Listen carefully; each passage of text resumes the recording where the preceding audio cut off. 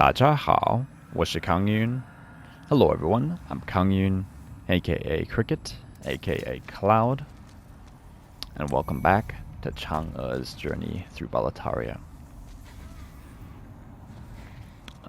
Last time we made it mostly all the way through, not quite all the way through, or I should say a good deal of the way through Latria. We're on the first floor. We ended by taking out this giant Legion enemy. I was trying to get a picture or a close-up of it, but it was a little bit too dark, and I was basically running out of time. So I sort of had to rather abruptly end the episode, so I apologize for that.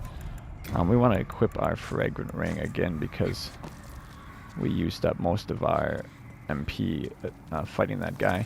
You do want to fight that guy from range. Just be careful that from range he will use a Soul Ray attack that you'll want to dodge, especially if you're using the Ring of Magical Sharpness to increase your damage. You are weaker to magic when you use that ring. So on the first floor, as I said, it is divided. I think all the cells on the first floor are very small. This must have been like the most torturous cells, because I cannot imagine, you know, being trapped in a small area like that.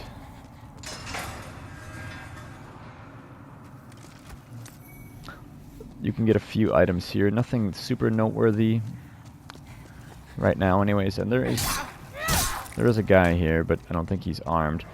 Yeah, we're on the first floor west, so this is the west side, and we have two corpses here with some important gear.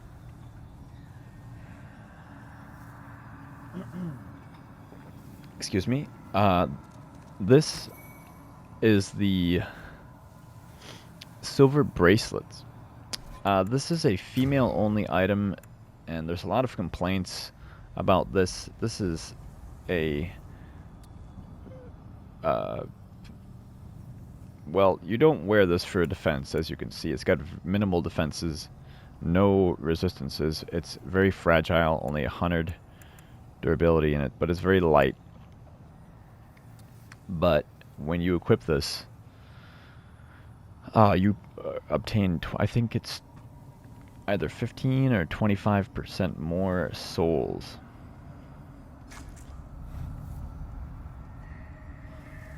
So we do want to actually wear these because we are a female. So that was a thing in the original game, and it's still a thing in the remake, that picking a female, you could argue, is objectively better because you can get more souls if you equip this, but I think it's a minor point, and overall it's not that big of a deal. And we can hear Rydell yelling up there. And on this corpse, notice that this is a female corpse, and this is a knight's corpse. And this has the fluted armor, which is the starting armor for the knight class. And the fluted armor for females does look different.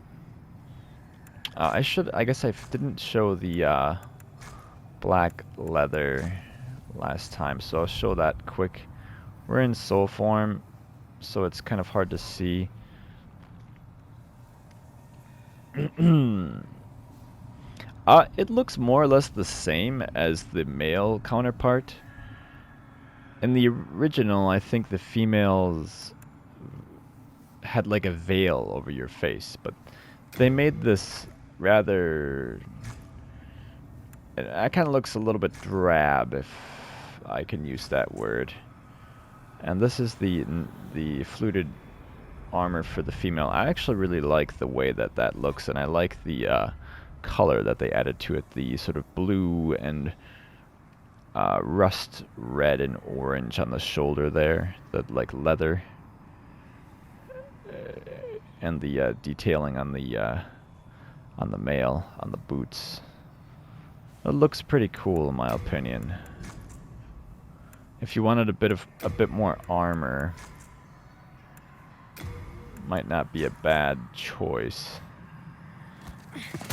We can still fast roll with it. The fluted mail actually is pretty good for its weight. It has pretty good defenses. The black leather is the highest poison defense in the game, or poison resist, which is why I equipped it when I encountered that poison knife enemy,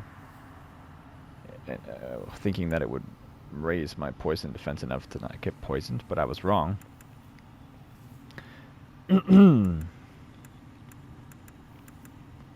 But we're gonna keep our magician's robes for now.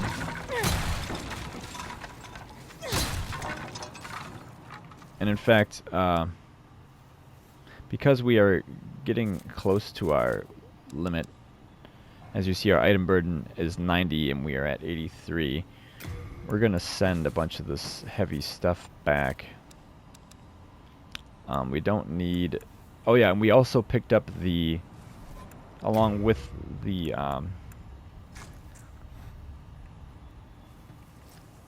fluted armor, we picked up the kite shield.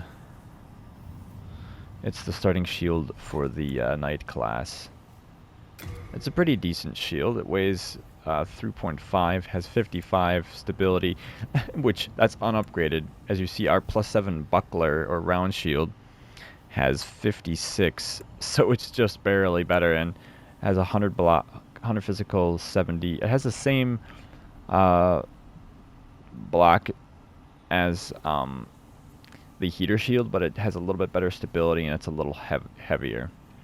It requires 12 strength. I don't know that character. That I'm assuming it is related to dragon or something, or maybe a kite, like a bird. But it has an arrow radical on top and then a bird radical underneath.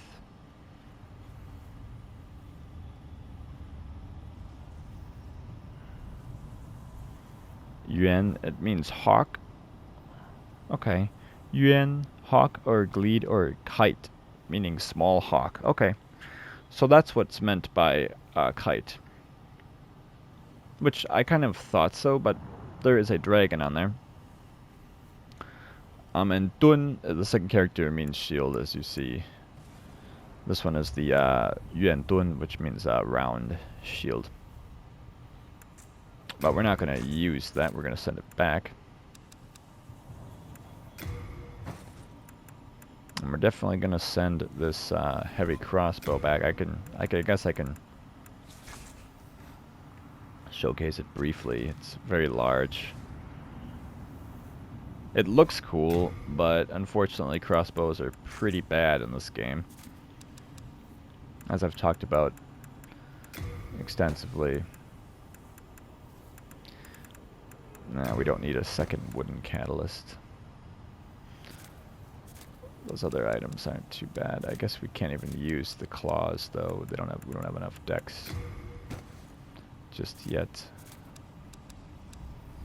We can send these back.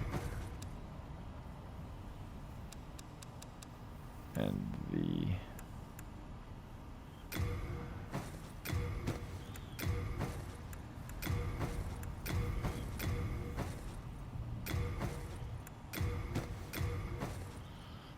I guess I sent my magician's gloves back, but it's okay.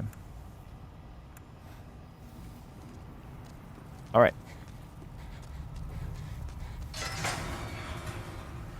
And that right there, what I was demonstrating, is one of the quality of life features that they added to the remake that I think is very nice. But like I said, it doesn't make Stockpile Thomas worthless. It just means that you have to talk to him less often.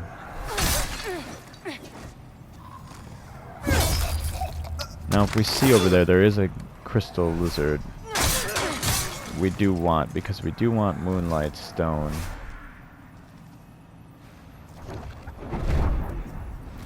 So we'll use Cloak. And you want to be careful because this lizard, I dropped 3 Moonlight Stone shards. Ideally, I'd like to kill him in Black Tendency. That's something I didn't mention earlier, but Black Tendency, one of the things it does is it increases the chances that enemies will drop better items. But this lizard is dangerous to chase because if you mindlessly run after him, From Software loves to do this, there is a sheer drop, and that is death because there is no floor below the first floor. Or the ground floor, but I guess we're in the United States. Or I don't know, does Japan, because this is a Japanese game, in Japan, do they call the first floor the ground floor or the first floor? Because in Europe and in Germany, anyways, when I lived in Germany, the ground floor, or the first floor was always the ground floor, and then the first floor was the floor above.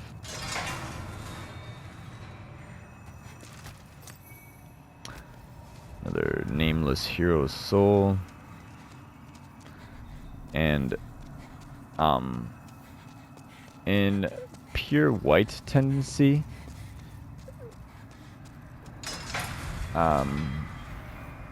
I believe there's an item you can get from breaking this chair that's connected to something we'll talk more about later.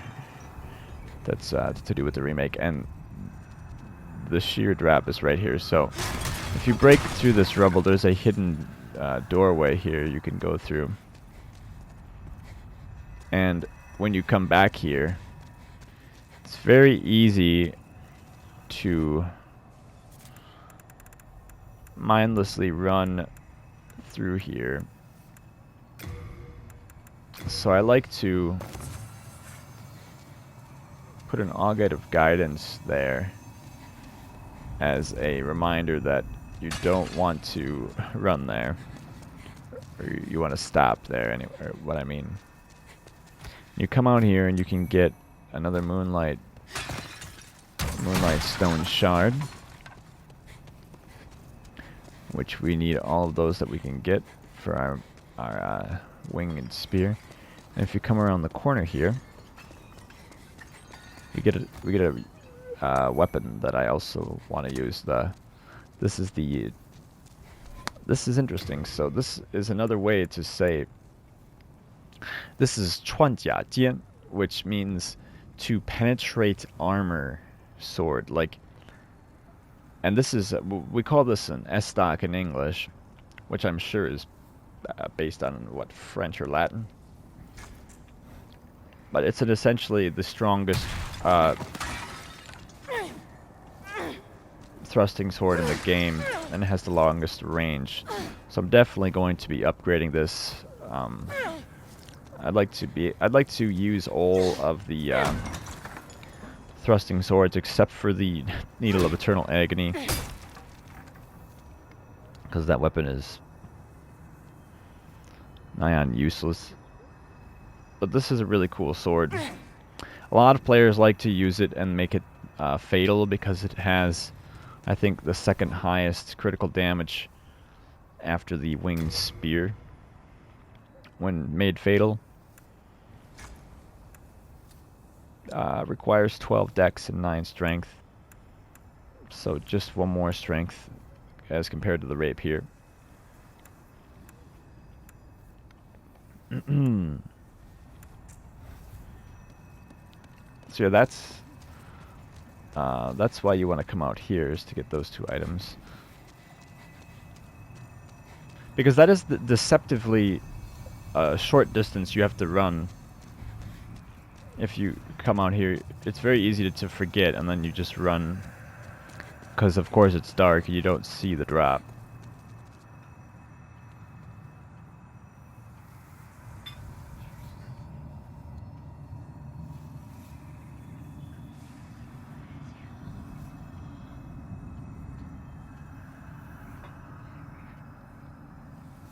Excuse me while I take a sip.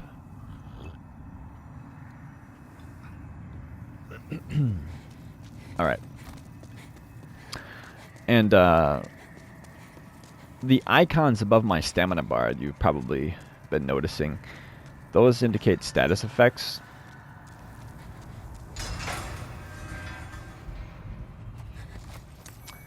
And the one on the left, the sort of green rings, that comes from the fragrant ring.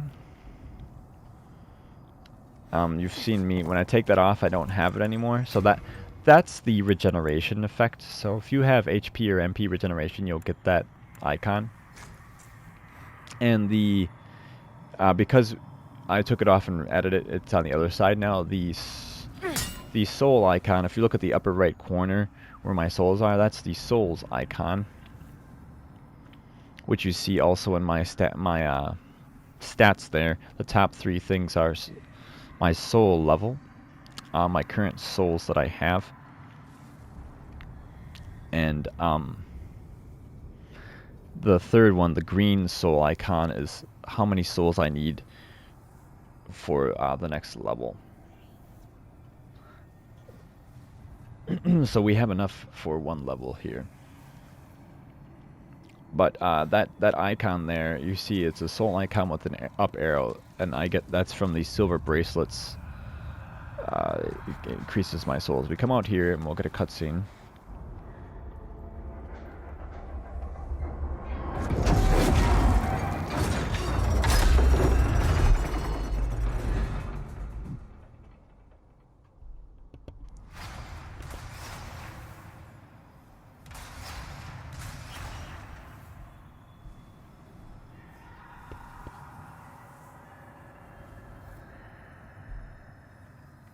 Sorry about that, guys. My throat's a little bit dry. So we come out here and we can see some coffins that we can break, and if we're careful about this, we can walk along some narrow passageway. We are greeted by a not very friendly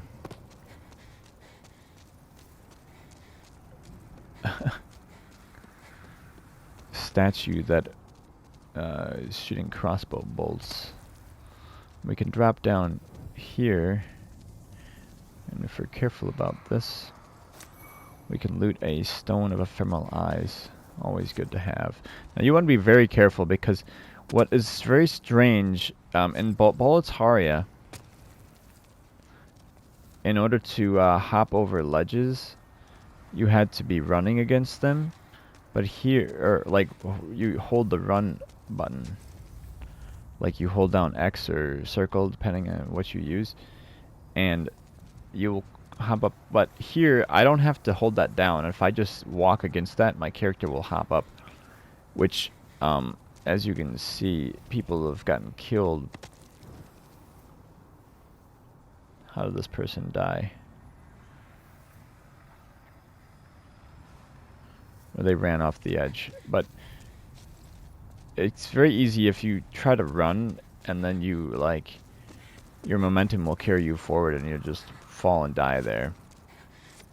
So you want to be very careful. See, I didn't even mean to do that, but just because I pushed up against that with the analog stick, my character hopped up there. So we can go there to get that stone of ephemeral eyes. Come over here. And there's another broken...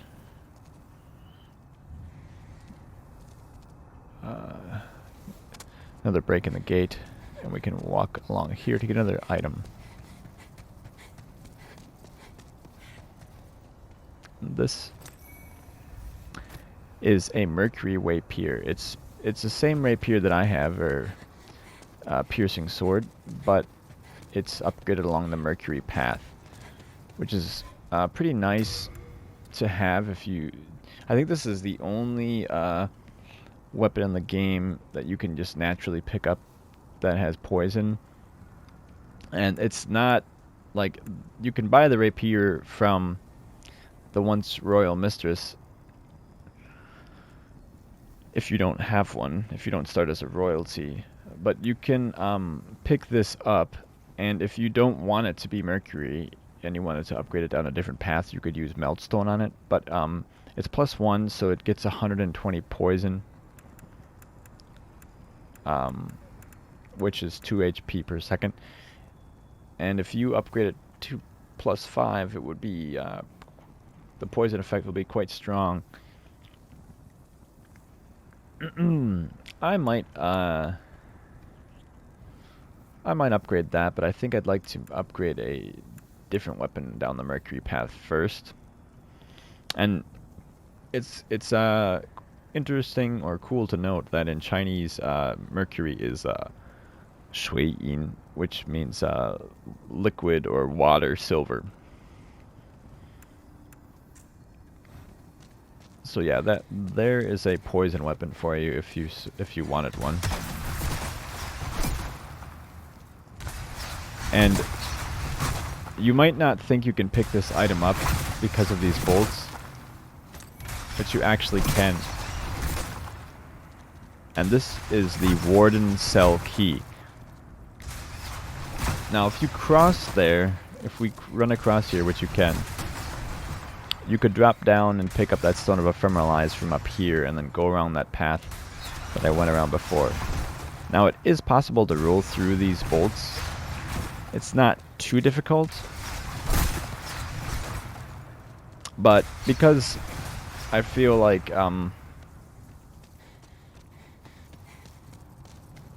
most players, their first playthrough, will probably want to play it safe, though I'm sure there's plenty of people who will contradict me on that. You want to go back and I do want to point something out quick while we're down here. There is another cell door, or gate rather, you can open with the first floor cell key, or the first floor key rather. And there's some stairs you can come up.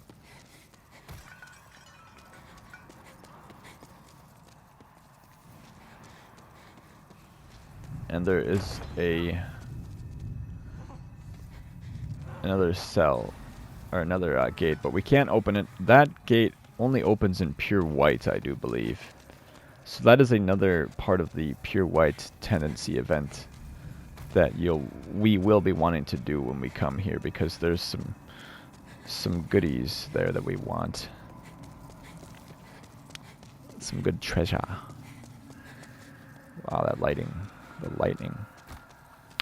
So if we backtrack our way all the way back to the area with the Warden here, this key that we picked up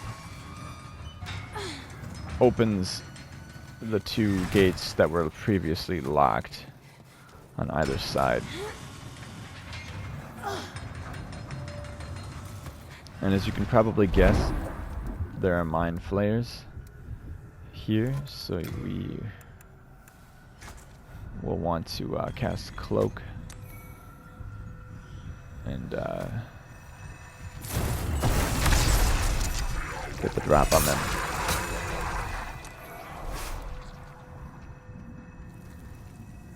And there's another one over here.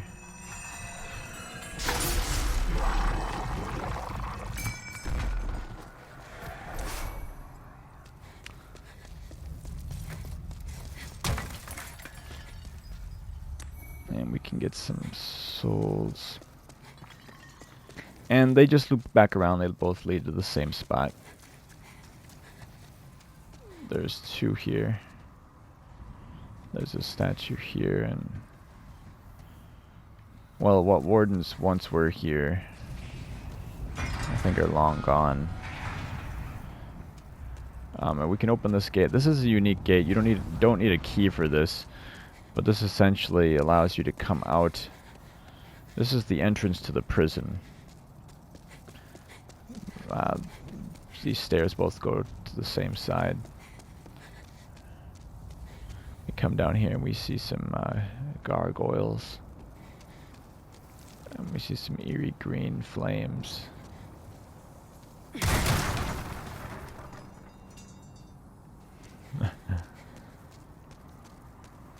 It's tall towers. So So yeah, this is the entrance to the prison, and you can see how I mean, this just looks incredible. You can see the ambiance and the flames.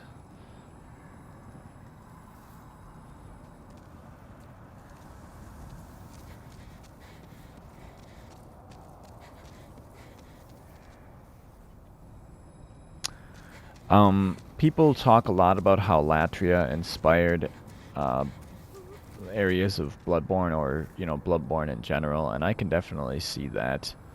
Something Miyazaki talked about in an interview that this gets quoted a lot, but I think it's a great quote. Is that he was asked about why 2 levels of the game in particular were very notably sinister and I guess difficult in a unique way. Every level in this game is unique, but in particular Latria, and another one we haven't gone to yet. But he was asked about those levels, and he said he wanted to, in Latria, convey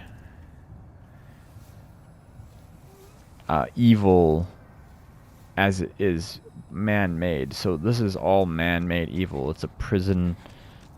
The enemies and the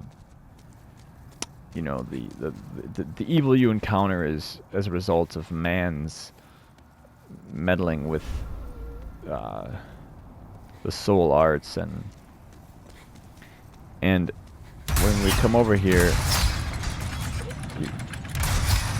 you can get behind this thing and turn it off.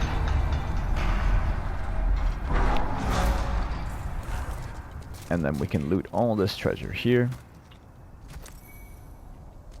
There's some souls and a very important ring. This is the Clever Mouse ring, or Clever Rat's ring.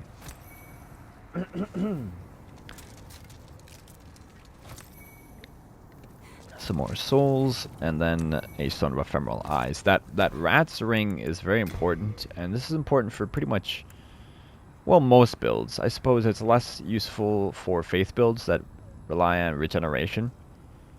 But this ring, when your HP is 30% or lower, you will get a 50% attack boost to all forms of your attacks. So it includes magic and melee attacks.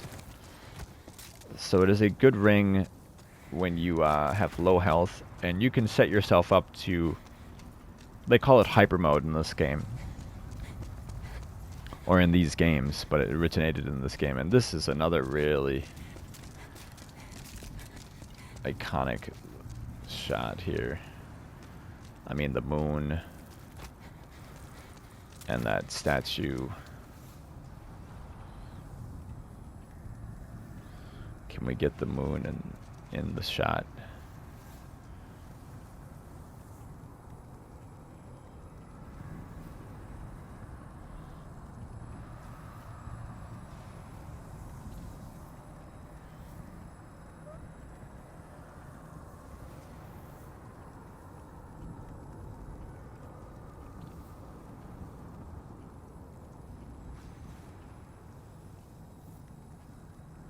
I'm just getting some screenshots here. Sorry, guys.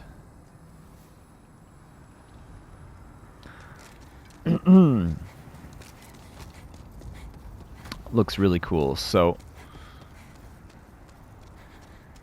now that we've unlocked basically 2 shortcuts, we could come through the warden's chambers, or we could come all the way to the first floor and run through now that this thing is off. And this will stay off. You can't turn it back on.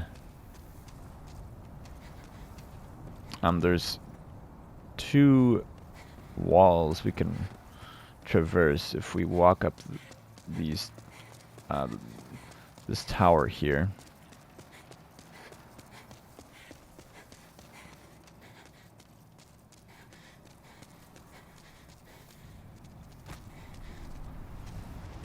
we see some of the green flames that we saw from below. We can run along this balcony. We see all the gargoyles.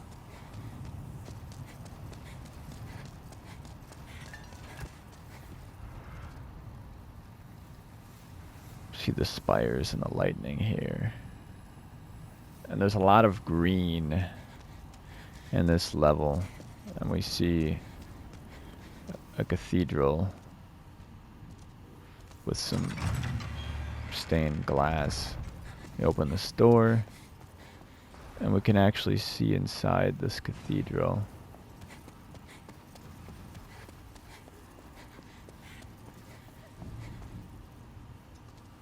We can see the altar there. And we can see some items in pews. And there's some items here. There is a silver catalyst, which we started with. And then, more notably, there is the there's a new armor set that wasn't in the original game. And this is the King's Assassin.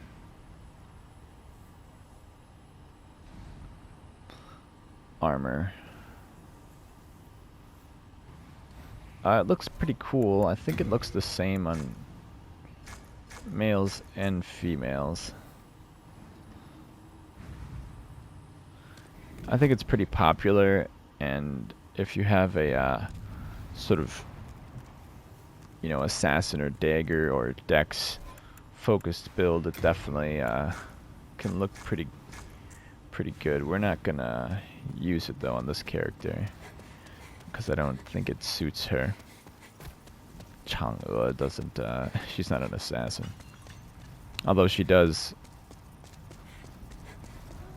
use some pretty powerful, or will use some pretty powerful magic. So, that's that side. I guess I didn't show it here. I'll go show that quick. I'm sorry. I wanted to point out something from in there.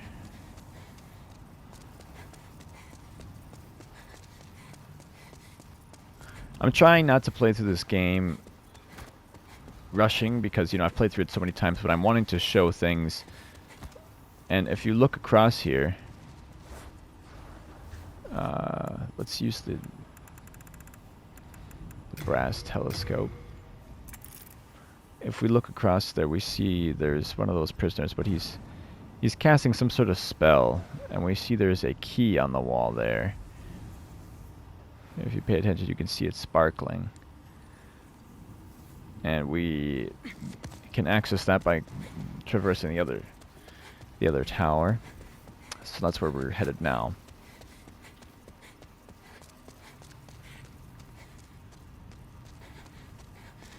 Yeah, but I'm trying not to play through it and just run past everything. I'm wanting to, you know, show things and talk about things more, and hopefully shed some information or light to new or returning players.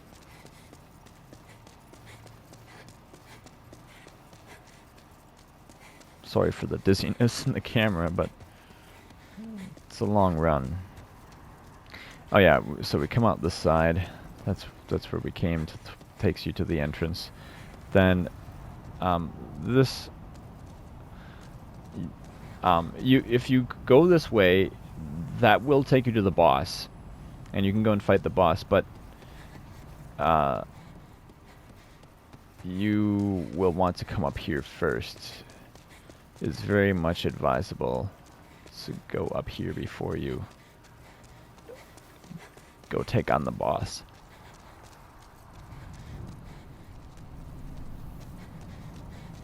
Another green flame.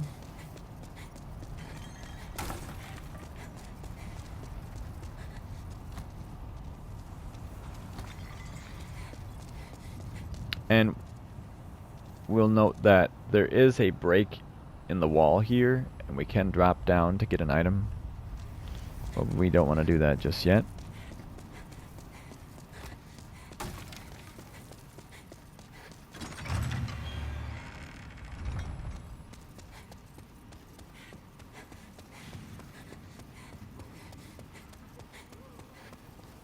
And if you come here, we'll see this guy that we just got a glimpse of before. We can talk to him. What do you want? I am but a humble servant. I do not wish to interfere. I won't cause you trouble. I won't.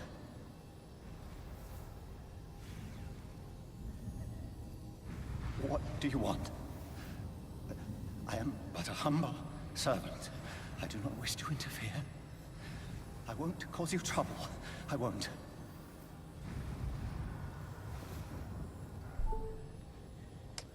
So, he says he's not going to cause us any trouble, but he clearly will.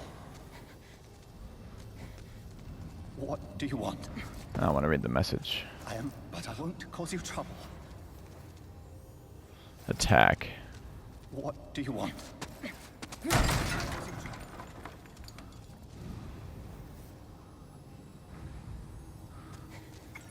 You need the key, yeah. No, you get this key. This is the Prison of Hope's special key. This key will allow you to free the Sage. And if you haven't guessed, he's not looking out for you. And you want to kill him. This is a unique enemy, and when he's dead, he will stay dead. He has the same model as the other prisoners that we encountered earlier. But it's noteworthy that he's inside the church casting a spell. If you do not kill that enemy, and you go and fight the boss, and you beat her, he will revive the boss, and you will not get the notifications saying demon destroyed. And you'll hear him laugh, and there's some dialogue.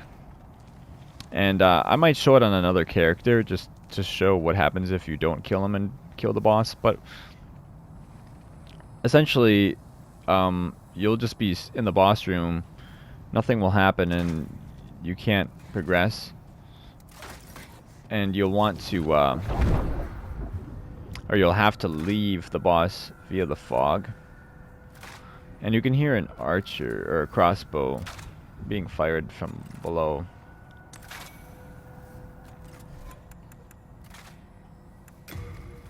And they give you some Widow's Lotus, which is important here.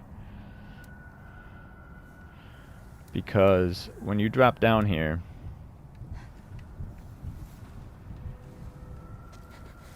there is a Black Phantom.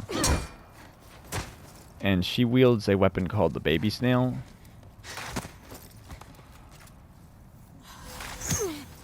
Ooh. And that she's wearing the Thief's Ring. And it's very difficult to heal on her because... Oh. If you get too close... If you get close here, you'll trigger this cutscene.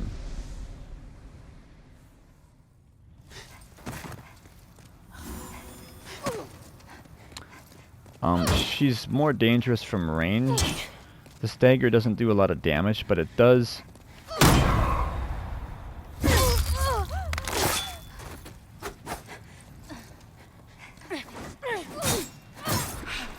It does plague you, like we just see here. And we died from the plague. So, she is more dangerous from range, I would say, because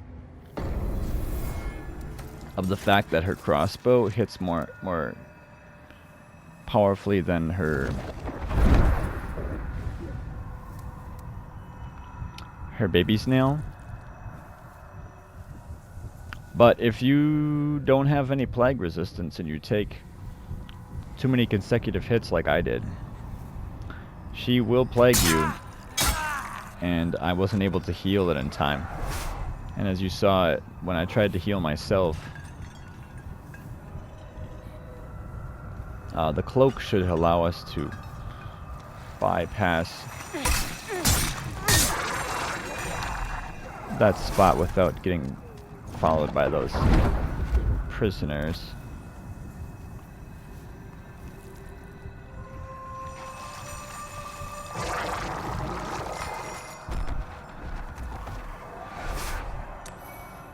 Allows us to get some new spice. So this is the route back if you do die like I did. You from the archstone you take a right, go up the stairs, and you go around, and then you go through that lock gate, and you have to kill these 2 mind flayers. You could run past them, but it's usually better to kill them. And then, well, since we're here and we have the key, we might as well free the sage. So this works out well enough. We just don't want to die again and lose our souls. Magnificent. I never expected I might escape alive. My name is Freke. I am known as a sage. I thought to claim a demon's soul or two for the sake of my magic. But just look at me now. I have been enfeebled by my long imprisonment. But I can still move my legs, and I can make it back to the Nexus. I thank the stars that my confinement lasts no longer. I owe you my life.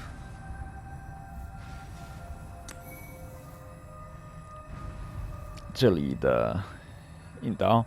So he gives us Geri's piercing sword or stiletto. That is another unique rapier or piercing sword. Excuse me. Yeah, it requires 14 magic and 7 strength. It scales poorly with magic dex and even worse with strength. It's not really meant for damage so much. You can buff this though, and what's unique about it is for every hit it lands, you gain a set amount of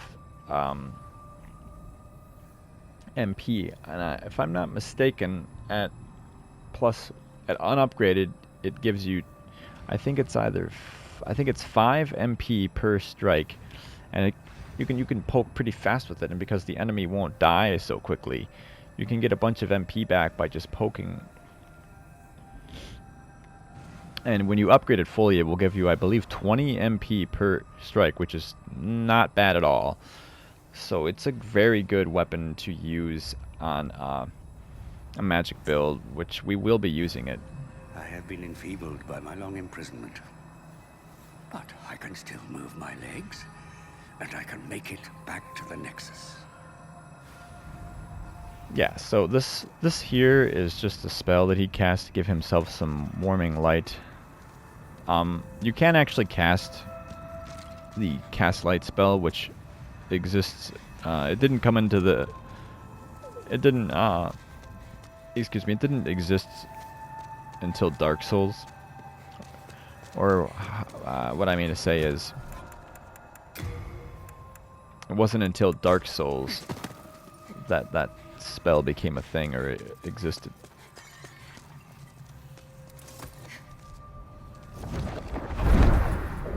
And if we cast Cloak, we should be able to get the drop on this Mind Flayer without too much trouble.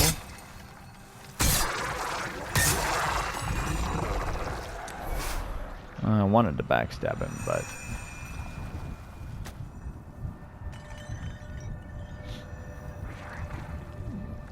didn't get that. But you see how powerful that cloak spell is. We were right in front of him, and he didn't even react to us.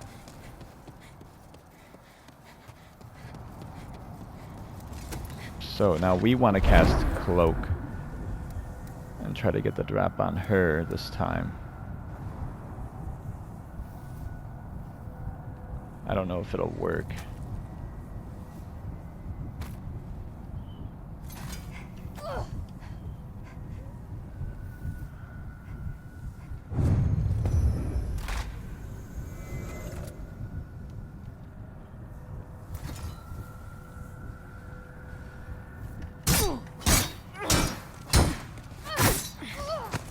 She also has a buckler, so she can, we can do some damage through her shield. Ooh. We don't want to exhaust our stamina, though.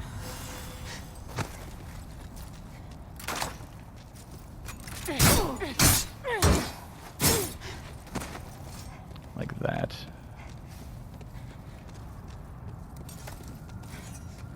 You don't want to lose lock-on from her. Ooh. And she got us again.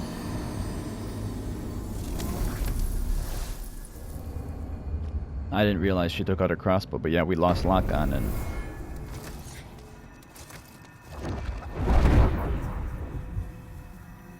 we lost sight of her, and then she swapped to her crossbow, and... I should have assumed that she did, but... yeah, this is easily the toughest enemy in this area if you come here. Because we are here relatively early, but you can go through pretty much any level right away once you beat Boletaria, which is what's so cool about Demon Souls.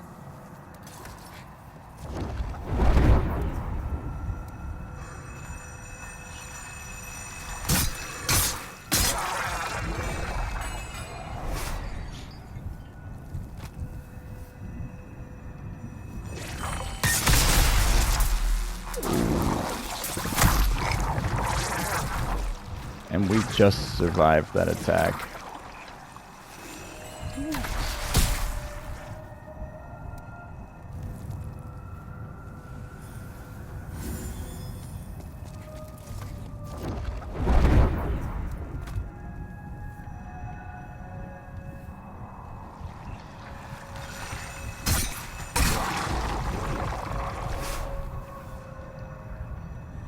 Well, you got to see what happens if they do hit you with the paralysis move.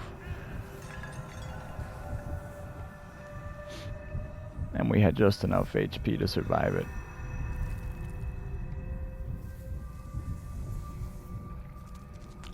The reason why I want to go this way... well, I guess I could show the other way. I don't know that Legion enemy will be any...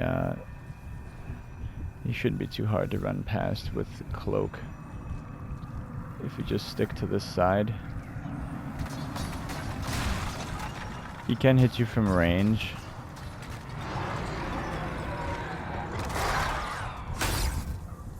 As he just tried to do, but we were quick enough to dodge it. So yeah, these are the two different ways you can get down here. And it's relatively fast if you know what you're doing.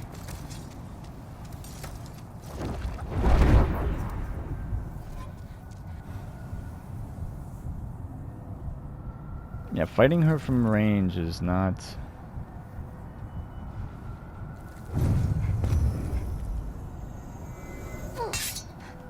ooh.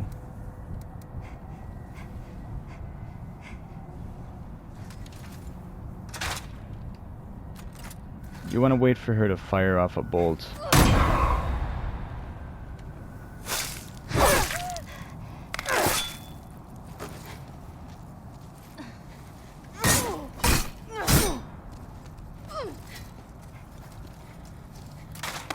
Before you heal.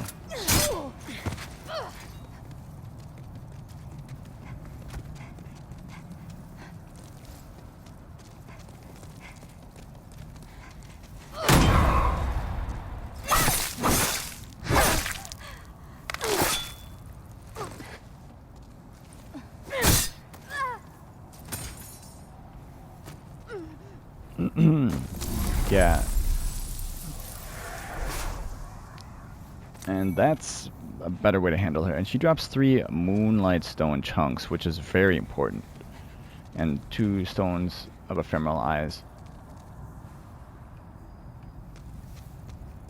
Okay, so I think I have just enough time, hopefully, to fight this boss.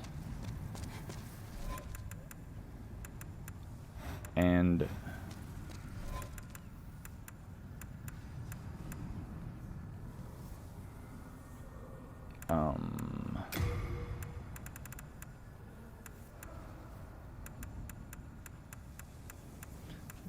then I will have to end the episode. So this boss is not weak to magic, obviously. We're going to want to use fire on her. So let's see how this goes.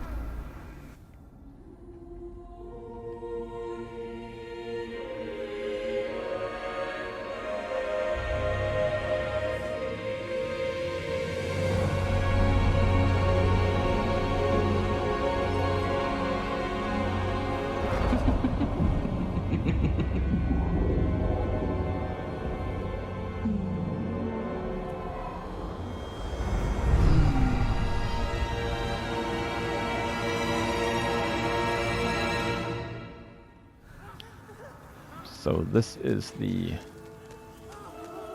Yu Du Oxiang, the Fool's Idol. We want to take out some of these chairs here because they'll get in our way when we're trying to attack her.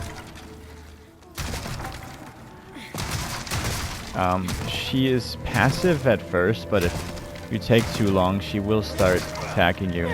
And these prisoners will attack you.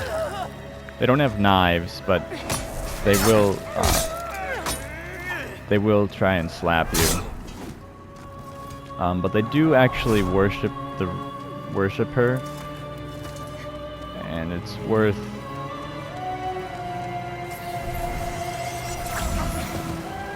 and she ignites traps on the ground.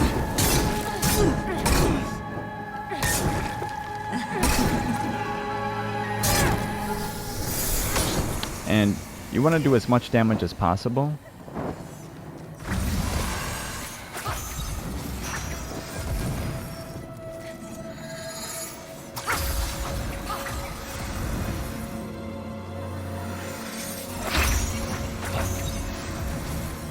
Because she will make idols of her,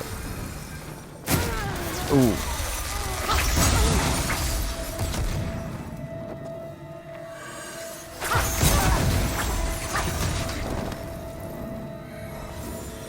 And you can see the reason why I'm not using the Ring of Magical Sharpness is because she uses magic attacks.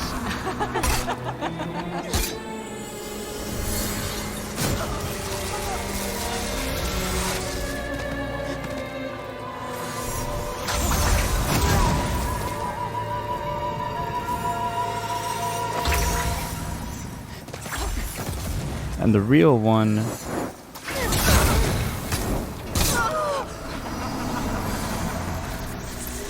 we got her.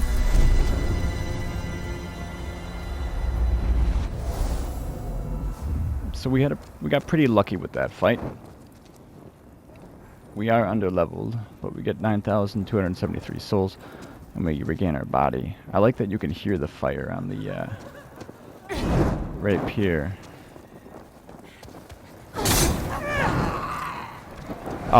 So how that fight works is, as you saw, there are traps on the ground that are in set positions, and you have to sort of memorize where they are, which,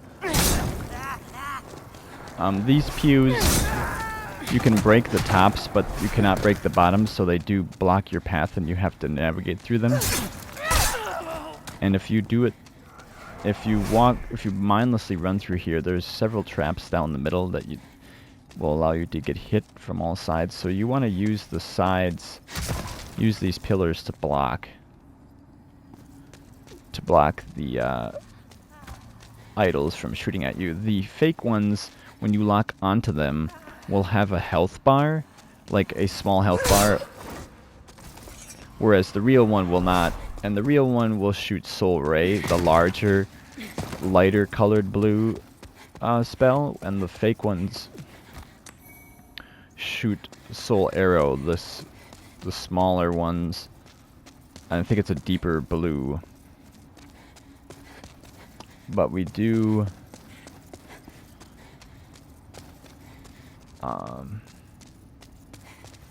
you do want to handle it kind of how I did.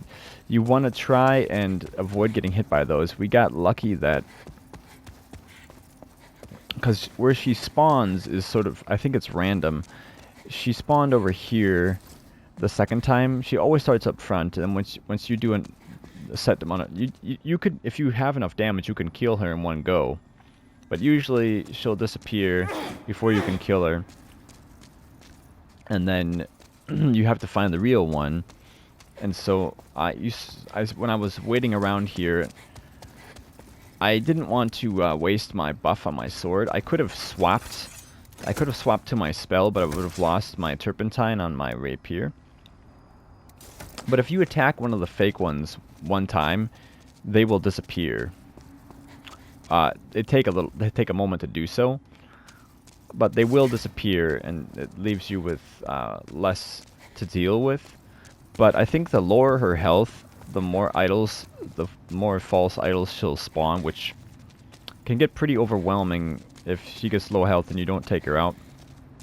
But she spawned right here, and once you start attacking her, the other ones will disappear, and then she will disappear. And like I said, I was really lucky that she respawned right beside where she was before, and I noticed that right away, and I just went in and finished her off before the fight could get too hairy. Because if it does drag on and you don't know where she is and you try to get to her, you can sort of sometimes blindly panic, and it's easy to forget where those traps are, and you can get yourself in a pretty sticky situation. So there is an item behind the altar, but you want to be careful how you get it. You want to walk around the altar, and you can get the baby snail, the dagger that Black Phantom was using that inflicts plague. But if you just run up to the altar and try to get this, you will trigger this cutscene.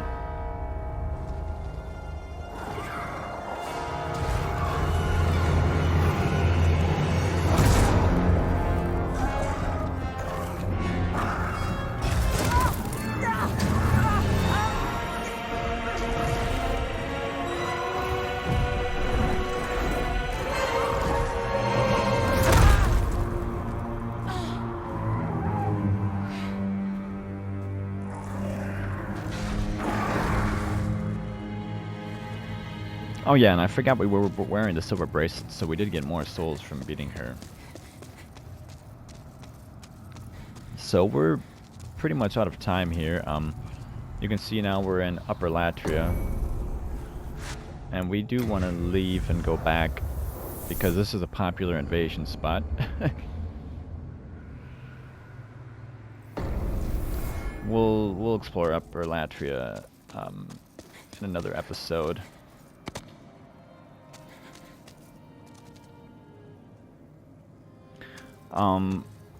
We did free Sage Freke, so he will be on the Nexus, and we'll do that at the beginning of the next episode.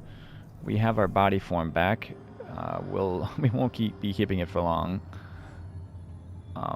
I guess I can quickly show we got the idol demon soul. That's Ren O 恶魔之魂 Ganging 恶魔之魂, that's the heart demon soul, and that's the 剑指恶魔之魂, the lead demon soul. So we've killed 3 bosses: the Phalanx, the armored spider, which the name of that boss in Chinese is the same as it is in English. Literally armored spider.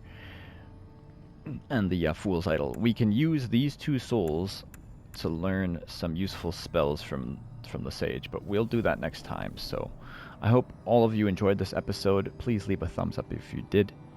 Subscribe if you have not already. And I'll see you next time. Umbasa.